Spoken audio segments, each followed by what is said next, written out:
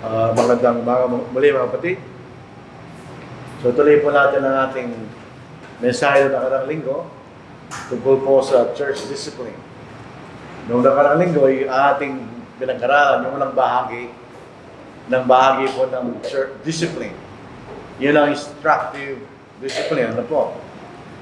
Tinuturuan tayo para malaman natin kung anong dapat nating galing bilang mga Kristiyano at sa loob po ng kapulungan. Pero may pangalawang bahagi ang tinatawag na discipline. Ano po? Ito po yung negative aspect ng discipline. Ito yung isang bahagi na ayaw natin as much as possible, pero kailangan natin gawin. So yung unang bahagi, tinuturuan tayo ng salita ng Diyos kung ano dapat nating paniwalaan upang magawa po natin ang dapat na uri ng ating pamumuhay at pag-uugali bilang mga Kristiyano. Pero paano kung hindi natin ginagawa? Paano kung tayo nagkamali? Anong gagawin ng church sa atin? A corrective measure pagka meron ng kapatid na nagkakasala, ayaw pang ibalik siya sa katotohanan. Bisa may pagkakataon ng isang Kristiyano ay nawawala. Bumabalik siya sa kalibutan. So, ito'y bahagi ng obligasyon ng iglesia na ibalik siya sa katotohanan. Ayusin natin siya kung siya'y makabalik sa katotohanan. Dahil ang katotohanan, mga kapatid, ang mga Kristiyano, pwede pa rin sila magkasala. Meron kami natagpuan noon sa Panaki, Iglesia ng Diyos. Nang turo nila, pag naging Kristiyano ka, hindi ka na magkakasala, sabi na, hindi totoo yan. Dahil meron tayong mababasa, pero sa 1 John, na kapag sinabi natin, number 1, hindi tayo nagkasala, o kaya wala tayong kasalanan, tayo sinungaling, o ginagawa tayong sinungaling ng Diyos. Basahin po natin, magsimula tayo sa 8 talata. Kung sinasabi natin tayo walang kasalanan, in other words, present, hindi ka walang kasalanan. Dinadayan natin ang ating sarili at ang katotohanan wala sa atin. Dahil alam natin, hindi pwede yun. Kung ipinapayag natin ang ating mga kasalanan, siya'y tapat at banal na magpapatawad sa ating mga kasalanan at tayo lilinisin sa lahat ng kalikuan. Sa verse 10, kung sinasabi natin tayo hindi nagkasala, past tense, ginagawa natin siyang sinungaling at ang kanyang salita wala sa atin. Siya nagsabi na lahat yan nagkasala at di nakahabot o di nakaabot sa kalulatian ng Diyos. Ang Diyos na nagsabi no. Kung sasabihin natin tayo nagkasala kanya, ginagawa natin sinungaling ang Diyos. O sasabihin natin wala tayong kasalanan, ginagawa natin sinungaling ang ating sarili. Alam natin tayo nagkakamali kahit tayo mga Kristiyano. So sa ganung pagkakataon, obligasyon ng iglesia, hindi lang ng iglesia, kahit sa mga individual na mga Kristiyano, na ibalik yung kapatid na yun sa katotohanan. Dito sa James chapter 5, 19 to verse 20. Mga kapatid ko, kung sino man sa inyo ay naliligaw mula sa katotohanan at siya'y pinapanumbalik ng sino man, dapat niyang malaman na nagpapanumbalik sa isang makasalanan mula sa pagkaligaw sa kanyang landas ay magliligtas ng kaluluwa mula sa kamatayan at magtatakip ng napakaraming kasalanan. Magliligtas sa kamatayan, ibig sabihin, sa pagkahiwalay sa Diyos. So, ibig sabihin, yung pagkakataon na may mga Kristiyanong nagkakamali at nagpapatuloy sa pagkakamali ngayon.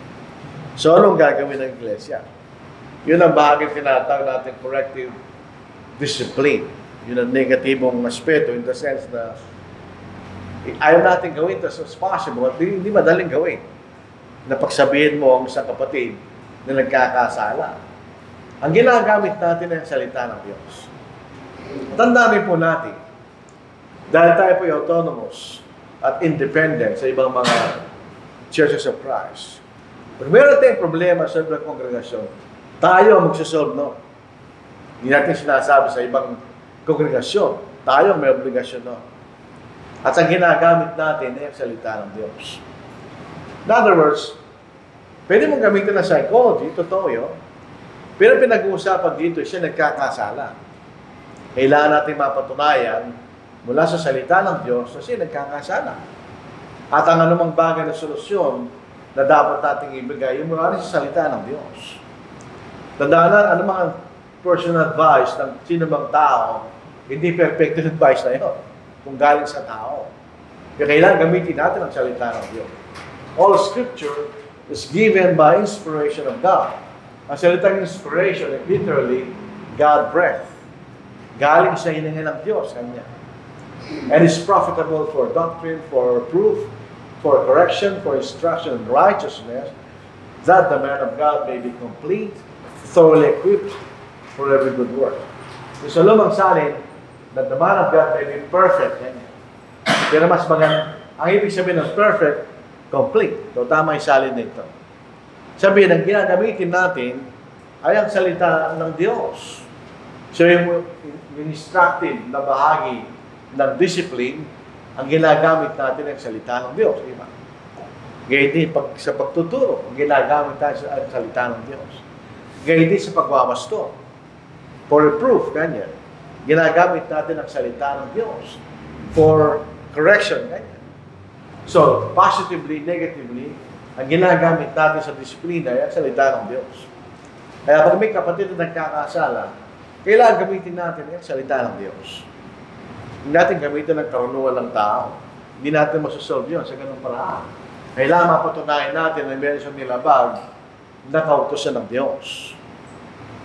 Yan ang gagamitin natin ang salita ng Diyos. Magigita rin po natin, mga kapatid, merong role ang mga aral.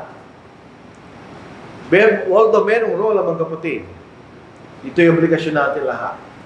Pero may specific role ang isang mga aral. So, church discipline, masahin natin. So, Titus chapter 2, verse 15. Ito ay instruction ni Apostle Paul kay Titus na isang mga aral. Speak these things, exhort and rebuke with all authority. Let no one despise you. So, pag nakita ng mga aral ay kayo nagkakamali, pinuntahan ka niya. At sinabihan ka niya, kapatid, nagkakasala ka kanya. Kailangan natin respetuhin yun dahil yun ay trabaho niya. Pag hindi niya ginawa yan, nagkasala siya. Pag ginawa niya yun, kailangan natin tignan kung totoo hindi ang sinasabi niya. Kung totoo, kailangan tayo sumunod. Dahil hindi siya nagsasalita galing sa sarili niya. Siya nagsasalita galing sa salita ng Diyos. Walang pagkakaiba sa isang judge. Paano mo mapapatunayan ng isang tao ay nagkasala? Unang-una, kailangan patunayan na yung pangyayari totoo.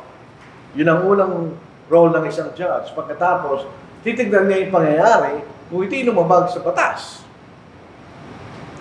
So, ganoon din ang gagawin ng isang mangaral. Titignan niya yung pangyayari kung ito'y totoo. Hindi nga lang basta-basta pupunta at pagsabihin mo siya kapatid. Kailangan, beyond reasonable doubt, totoo yun. At pagsabihan mo siya, yan. Kaya gayet po ang salita ng Diyos. Yan ay sinasabi sa atin ng banal na salita. Dumoble po, doble. So, dito po sa 1 Timothy chapter 5, verse 20. Ang context po nito ay mga elders. Kapag kayo mga elders ay nagkakamali, ito yung elders. Pero pwede rin sila magkamali, ganyan. Ang sabi niya, Apostle Paul, kay Timothy, kahit sino siya kanya, kay elder siya o sino man, those who are sinning, rebuke in the presence of all, that the rest also may fear. Pero pag gagawin mo yan, kailangan totoo. Kung napatunayan, tingnan niyo yung salitang ginamit ni Apostle Paul. Those who are sinning kanya. Sabi ng iba, hindi mahalaga yung grammar. Mahalaga. Yung sinning, ito po ay present progressive. Ito yung nagpapatuloy. Hindi lamang nangyari kahapon, tapos hindi na ginawa. Hindi. Ito yung nagpapatuloy kanya.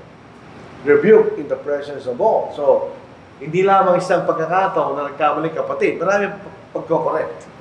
Pag nakita natin na nagkamali siya, kailangan pa rin sa pagsabihan. Kaya nagpapatuloy siya sa pagkakasala, kailangan pa rin sa pagsabihan. Ito ay gawain ng isang mga ngaral, mga kapatid. Ang ibig sabihin ng rebuke, ito po ay hindi po ito pleasant na gawin. Kahit kanino. Kahit sa ating mga anak. Hindi pleasant gawin. Ang rebuke, sabi nito, express sharp disapproval or criticism of someone because of their behavior or action. So ito ginagawa ng isang kapatid. So pag sabihin mo siya, mali ang brad ka, hindi yan yung paglabag sa salita ng Diyos.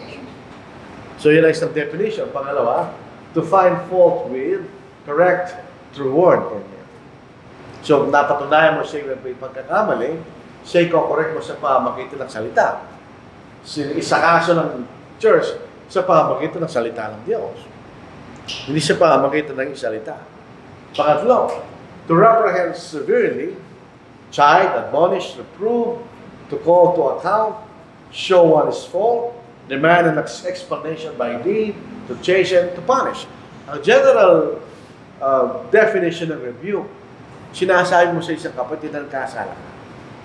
Kailangan mong iwanan yan o kailangan magbago ka. Yan ang rebuke. Kaya nga ito yung negative aspect ng discipline. Ito yung unang bahagi. Pag nakita natin na isang kapatid ay nagkasala, yan mo na gagawin mo. Tal mo siya, sabihin mo, Brad, nagkakasala ka. Kailangan mo patunayan ito. Hindi lang chismis.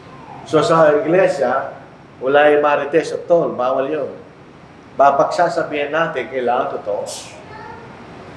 Ako natuto na ako sa ganitong paraan. Minsan, once upon a time, nagkaroon kami ng controversy ng isang kapatid regarding marriage. Tapos sabi niya, away siya tayo. So binura namin lahat. Only to know, years later, binalik na yung issue, wala na kaming evidence. So minsan, hindi natin, kumbaga po sa korte, tinatago nila yan. Pero lang tayo laban sa kapatid, hindi. Kung minsan babalik yung issue, wala kang... In other words, kailangan meron kang evidence. Beyond reasonable doubt na yung kapatid, kasala siya. May nagsasabi sa atin, yung kapatid, umiinom ng alak. Hindi mo siya pwede puntang kaagad. Paano kung hindi totoo yung sinasabi nila sa kanya? Unfair naman sa kapatid na yun, di ba? So, kailangan mapatunayan natin na siya nga nagkamali, mga kapatid. Hindi, sa Galatians 2:11, tingnan ninyo ang example nito ng isang review. Sila'y parehong apostle, si Pedro at si Pablo. Sinasabi na si Peter ang pinakaunang Pope, parang hindi, basahin natin. Ngunit nang dumating, hindi lang parang, hindi talaga.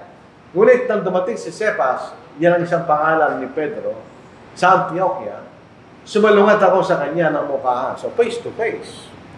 Sapagkat siya'y nahatulang nagkasala. In other words, napatunayan na siya nagkasala. Tingnan niyo, apostol yun.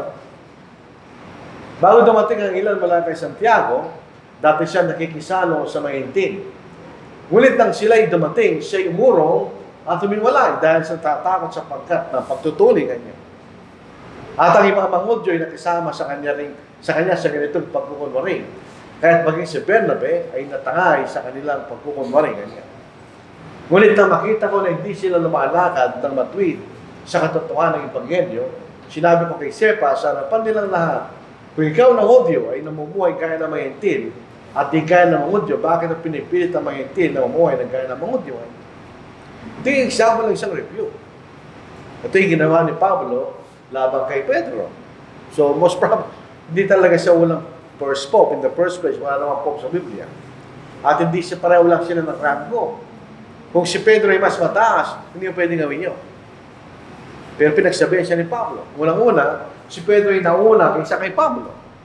Pero si Pablo, dahil nakita ng kamali sila, ay pinagsabihan sila. Pansinin natin ang context. Acts chapter 15. Si Pedro nagsabi na yung mga intil tinanggap na rin ng Diyos sa kaharian ng Diyos. Pagkatapos ito kanyang ginawa, kaya nagalit si Pablo kanya. So ito isang halimbawa ng review. Totoo nangyari dahil nagkasala kanya, nahatulan. So napatunayan na siya nagkasala.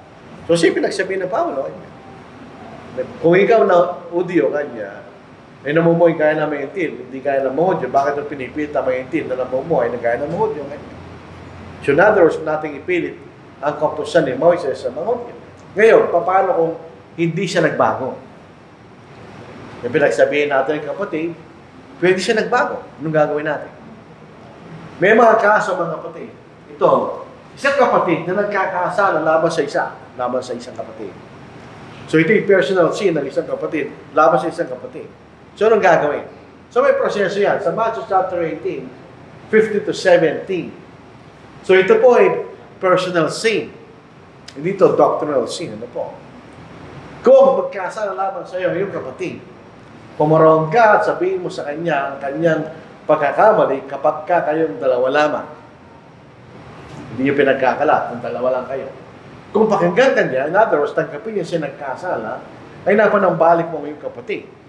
Kasi kung hindi maliligtas yung kapatid na yun dahil nagkasala siya. Dapat niyang pagsisihan. Ngunit kung hindi siya makinig, ay magsama ka pa ng isa o dalawa para meron ka saksi. Upang sa bibig ng dalawa, tatlong saksi, ay mapagtibay ang bawat salita. Parang ayaw pa rin niyang gawin. Natangkapin at siya nagkasala. Kung ayaw niyang pakinggan ng sila, ay sabihin mo sa iglesia kanya.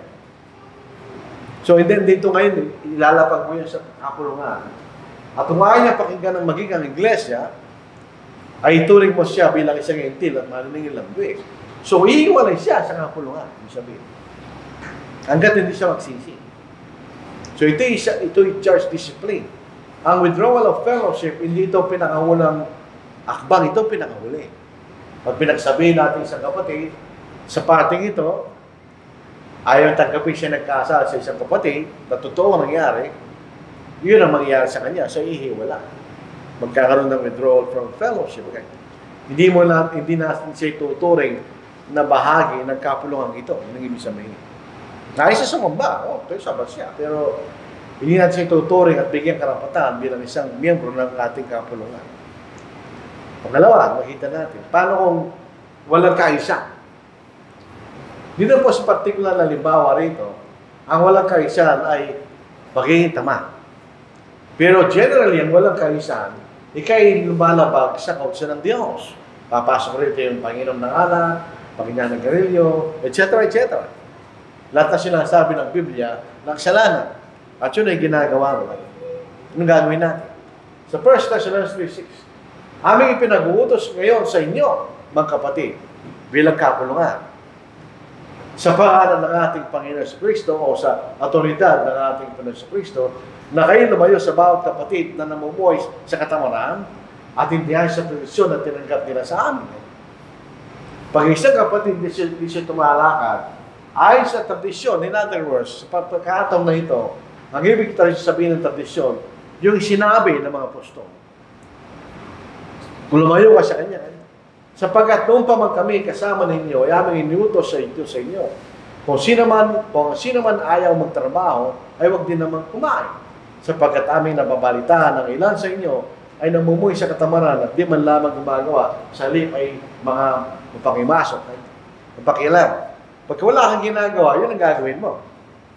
Di ba? Wala kang ginagawa, ang gagawin mo, himasok ka sa iba, so wala kang ginagawa. Pag meron kang ginagawa, wala ka ng panahon sa gano'n. Kasi marami kulang pa yung oras mo. So ito isang halimbawa na mga kapatid ay lumalakad sa walang kaisa. Hindi sila sumusunod sa kalooban ng Diyos. Anong gagawin natin? So babalik tayo sa una, kailangan sa pagsabihan. Kung ayaw na magsisi, anong sabi ni Pablo? Lumayo kayo sa kanila, kanya. Hindi tayo pwede makisama sa mga kapatid na ganoon. So ito ay halimbawa ng withdrawal of fellowship. Pangatlo, makikita natin a case of immorality. Dito sa 1 Corinthians chapter 5 verse 1. Sa katunayan na babalita na may pakikiapi. So ito present na nangyayari at nagpapatuloy. Sa inyo at ang gayang pakikiapi ay wala kahit sa mga pagana. Sapagkat ang isang lalaki ay nakikwisan sa asawa ng kanyang ama. Maaari din yung nanay yan, maaari yung tatay niya ay nabiyudo at nag-asawa ng iba. Kahit kayo nagmamalaki pa, wala kayong ginagawa kanya. Hindi ba dapat kayong malumbay upang maalis sa gitna ninyo ang gumagawa nito? Sapagkat bagaman ako ay wala sa katawan, ako'y nasa harapan ninyo sa Espiritu. Kaya tulad sa isang nasa harapan ninyo, na tulad ko ng gumagawa ng bagay na ito, sa pangalan ng ating Panginoon Kristo, Kapag kayo nagkakatipon kasama ng aking Espiritu na taglay ang kapangyarihan ng ating Panginoon Jesus, ay ibigay ang kanyang tao kay Satanas ay kawawasak ng kanyang laman upang kanyang Espiritu ay maligtas sa aming Panginoon. So, ano yung ibig sabihin ni Pablo? Kung ayaw magsisi ng kapatid na yan kanya, gagawin nyo, pagka kayo nagkakatipon, hiwalay nyo siya. Yung ito sinabing ibigay nyo ang kanyang tao kay Satanas. Ang ibig sabihin, hiwalay nyo siya. Kanya. Ginamit lang sa isang figurative na paraan. Kung kayo nagkakasala, wala ka sa Diyos. Ibig sabihin ni Pablo, kung gusto lang lamang niya na wala sa Diyos, ibigay nyo siya kay Satanas. Kanya. Hiwalay nyo siya. Ibig sabihin. Anong purpose na? Para sa kawawasak ng laman. Ano ibig sabihin nyo? Para huminto siya sa kanyang pagkakasala. O pa kanyang Espiritu maligtas sa anong Panginoon Jesus Christ. Piran niyo salita.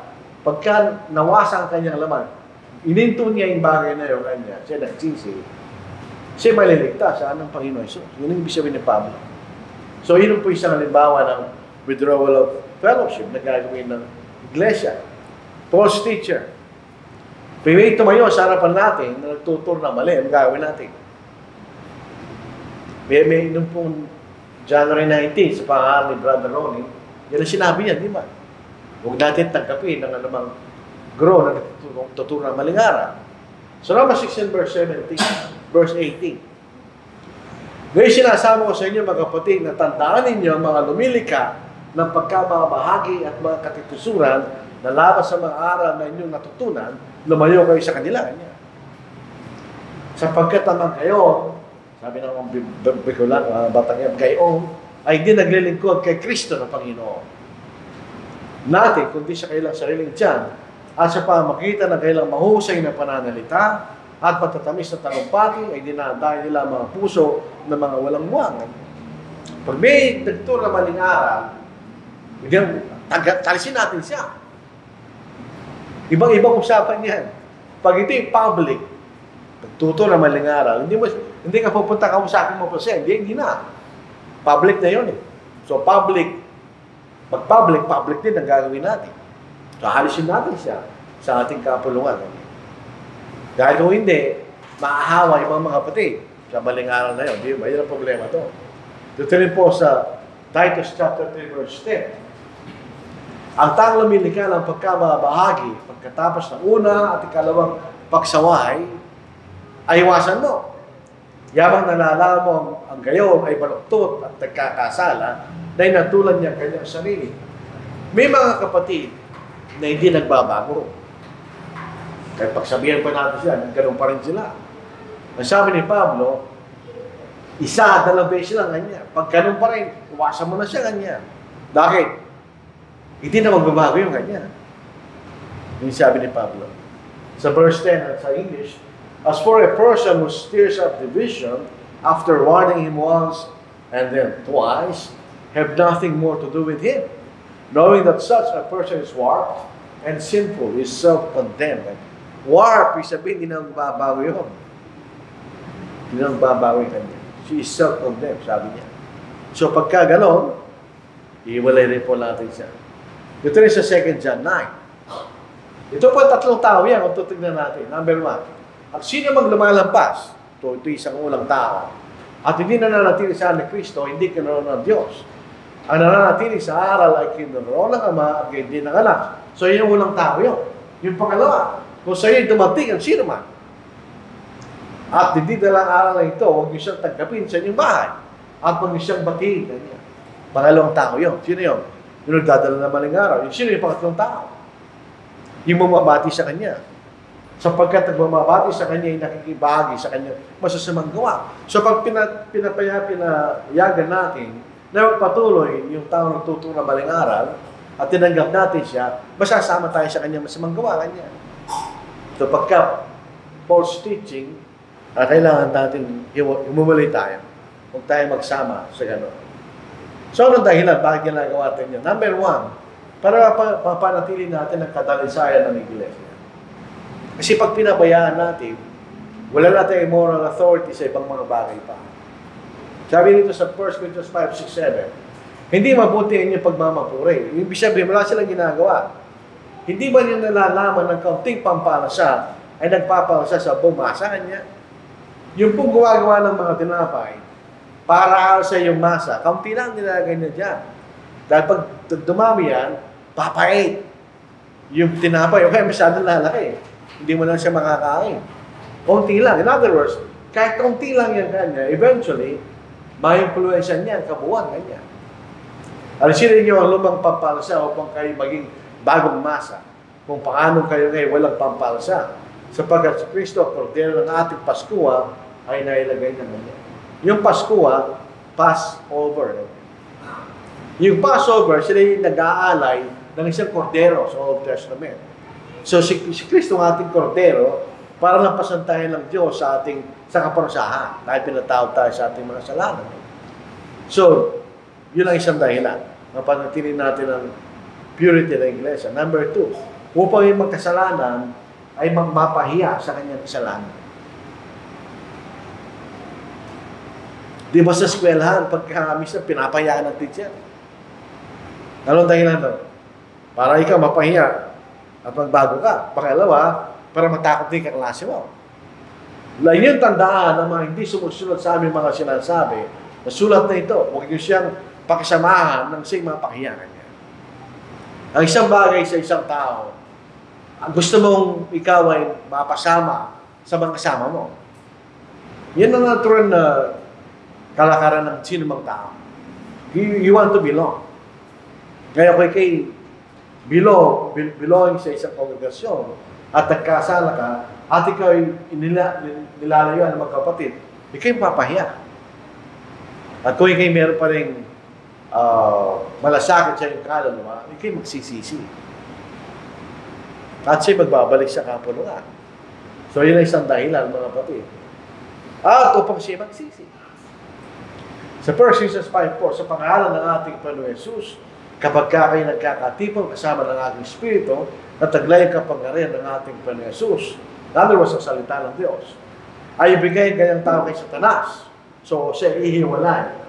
Siya kawawasak ng laman. Para siya magsisi kanya. Upang ang kanyang Espiritu ay maligtas sa araw ng Panginoon Jesus. Pag siya nagsisi, hihinto na siya doon kanya, sa kanyang ginagawa, siya ay magliligtas. Yun ang purpose ng withdrawal of fellowship. In other words, pag nagsisi yung kapatid, tatanggapin natin siya muli. Ay magpatuloy siya sa kanyang pagkakasala, hindi natin siya tatanggapin.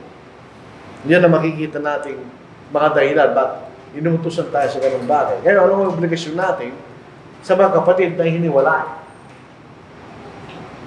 Huwag tayo makisama sa kanya.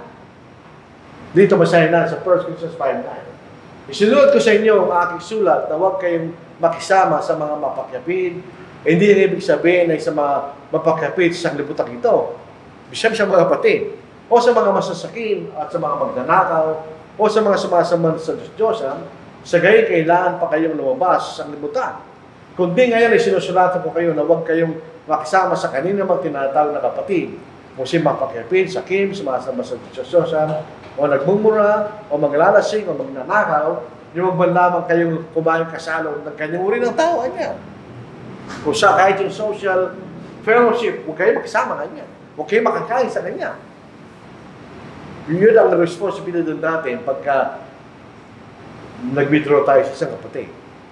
Huwag tayo magsama sa kanya. Sabihin. Pangalawa, anong obligasyon natin? Tandaan natin siya. So, 2 Thessalonians 3:14, inyong tandaan ang mga hindi sumusunod sa aming mga sinasabi, ang sulat na ito, at huwag niyo siyang pakisamahan ng simapahiyan. O di tandaan natin siya.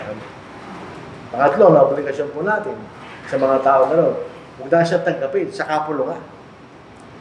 At kung saan niyo dumating ang sino man at didalang aral na ito, huwag niyo siyang tanggapin sa inyong bahay, huwag niyo siyang batiin.